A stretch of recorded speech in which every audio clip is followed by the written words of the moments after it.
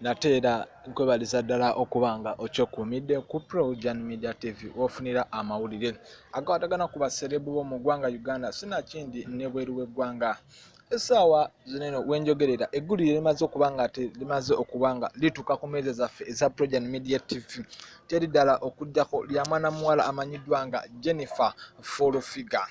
Jennifer Full-Figure yabaddeko bannamawulire yabaddeyo ku interview emu ne bannamawulire ne Jennifer Full-Figure alina ebigambo byayogedde ebitasanyusiza bantu bamu mu mbeera emu. Lwema namakula tukimanyi nti nga 14 mu November agenda kuba ayanjula omusajja we ayitibwa Dr. Hamza Ssebunya, naye era twamaze okubanga twogerako ne Jennifer Full-Figure alina ebigambo byayogedde. Jennifer Full-Figure yagambye nti nno nze oli tayinza kwinvayitinga ku mukolo gwe nemba nga ndi musanyufu ku kintu kyesitaagala. Kiki yabadde agezaako kubanga ategeeza. Jennifer Full-Figure agamba nti nno nze ndi ttiimu Eddie Kenzo era sigenda kirumamu.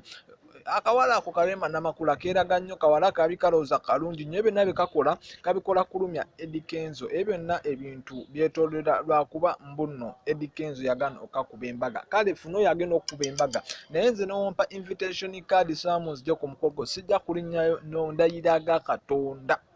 Sijja kulinnyayo aterekerawo olumya akana kalenzi katu kasajja katu keekaavu akalumya kataddeko pressure y'ogusajja ogulina siriimu ng'olwo n'agamba Dr. Hamza Ssebunya omutaddeko pressure y'ogusajja ogulina siriimu kwegamba wenna weefukidde ddala embizi ate si yatayombera bwereere. Jennifer Full-Figure yaddemu n'agamba muno nze ndi ttiimu Eddie Kenzo nze n'ogeza ompa invitation card yo saamu nno nzije bane njalabe kiboka ng'omukolo gwo nguwandamu amalusu nga nyiza n'ofukaafuka mu bimere byo byonna n'embikola biki by'ebigambo bya Jennifer Full-Figure bye yayogedde ku mukolo gw'abandi.